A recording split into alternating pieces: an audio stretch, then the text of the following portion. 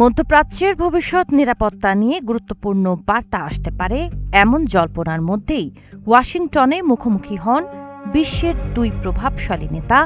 বৈঠক শেষে উভয় পক্ষই আলোচনাকে অত্যন্ত ইতিবাচক ও তাৎপর্যপূর্ণ বলে উল্লেখ করেছে। হোয়াইট হাউসের ওভাল অফিসে মার্কিন প্রেসিডেন্ট ডোনাল্ড ট্রাম্প ও ইসরায়েলের প্রধানমন্ত্রী বেনিয়ামিন নেতানিয়াহুর মধ্যে দ্বিপাক্ষিক বৈঠক অনুষ্ঠিত হয়।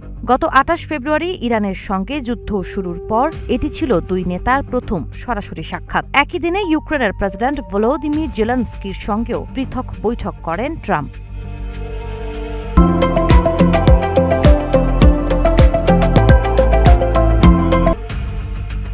বৈঠক শেষে ভিডিও বার্তায় নেতানিয়াহু বলেন, এটি তার রাজনৈতিক জীবনের অন্যতম গুরুত্বপূর্ণ ও সফল আলোচনা। তিনি জানান, বৈঠকের মূল গুরুত্ব ছিল ইরান যেন কোনোভাবেই পারমাণবিক অস্ত্র অর্জন করতে না পারে এবং ইসরায়েলের নিরাপত্তা নিশ্চিত করতে ভবিষ্যৎ সমন্বিত পদক্ষেপ নেওয়া।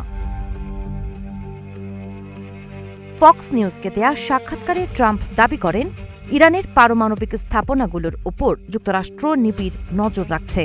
তিনি সতর্ক করে বলেন, তেহরান নতুন কোনো সমঝোতায় না এলে আরও কঠোর পদক্ষেপ নেওয়া হতে পারে। যুদ্ধবিরতি ভেঙে যাওয়ার পর আঞ্চলিক উত্তেজনার মধ্যেই এই বৈঠককে নতুন কূটনৈতিক বার্তা হিসেবে দেখা হচ্ছে। বৈঠকে উপস্থিত ছিলেন ভাইস প্রেসিডেন্ট জেডি ভ্যান্স, পররাষ্ট্রমন্ত্রী মার্কো রুবিও, প্রতিরক্ষা মন্ত্রী পিট হেগসেথ সহ দুই দেশের শীর্ষ কর্মকর্তারা।